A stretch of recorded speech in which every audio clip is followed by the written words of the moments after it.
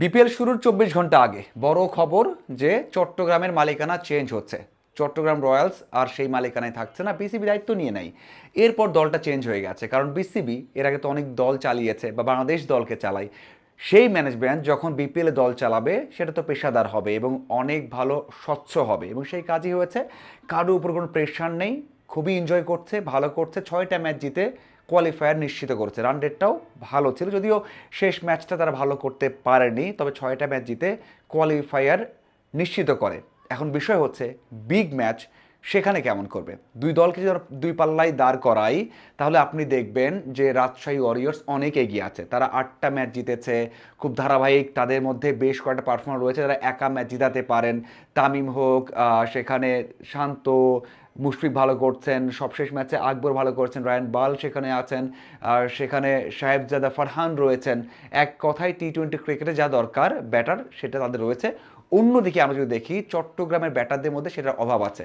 নাইম শেখ ভালো কিছু ইনিংস খেলেছেন, এরপরে আর সেভাবে দেখা যায়নি। তাদের ব্যাটিং লাইন আপে আপনি কখনোই দেখবেন না ওই ডেফটা আছে, অথবা আপনি বলতে পারবেন না যে সেখানে 2 থেকে 3 জন ভালো ব্যাটার আছে। মোহাম্মদ হ্যারিস ধারাবাহিকতায় নেই, সেখানে নামাজ ভালো করতে পারছেন না, এবং বাকি যারা রয়েছেন তারাও কিন্তু সেভাবে টাচে নাই। কিন্তু এই দলটা জয় পাচ্ছে বোলারদের কারণে। সবশেষ ম্যাচে আরাফাত সানি খেলেছেন, মাহিদি রয়েছেন, শরীফুল রয়েছেন, জামাল রয়েছেন।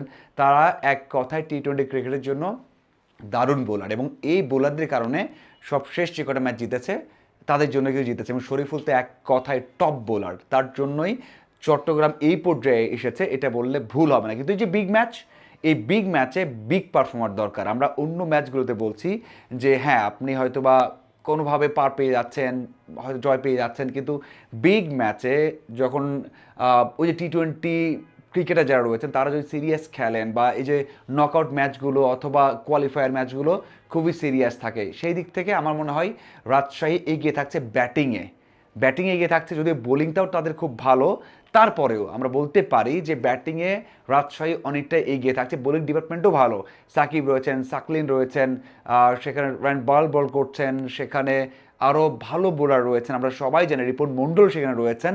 এক কথায় তাদের বোলিং লাইন আপটাও খুবই দারুণ। তারপরেও বলতে হচ্ছে দুই দলের বোলিং লাইন আপ যদি দাঁড় করাই, যে এই পাশে যে 4জনের কথা বললাম, এই পাশে রিপুন মণ্ডলের দলটা অবশ্যই এখানে এগিয়ে থাকবে সেখানে চট্টগ্রাম, আর অন্যদিকে ব্যাটিংয়ে এগিয়ে থাকবে রাজশাহী, কারণ দু দলের ব্যাটিং ডেপথটাই কিন্তু এমন। তো আমার মনে হয় এই লড়াইটা হবে রাজশাহীর ব্যাটারদের সাথে চট্টগ্রামের বোলারদের, এবং সবচেয়ে বড় বিষয় হচ্ছে টসটা ফ্যাক্টর হয়ে দাঁড়াবে।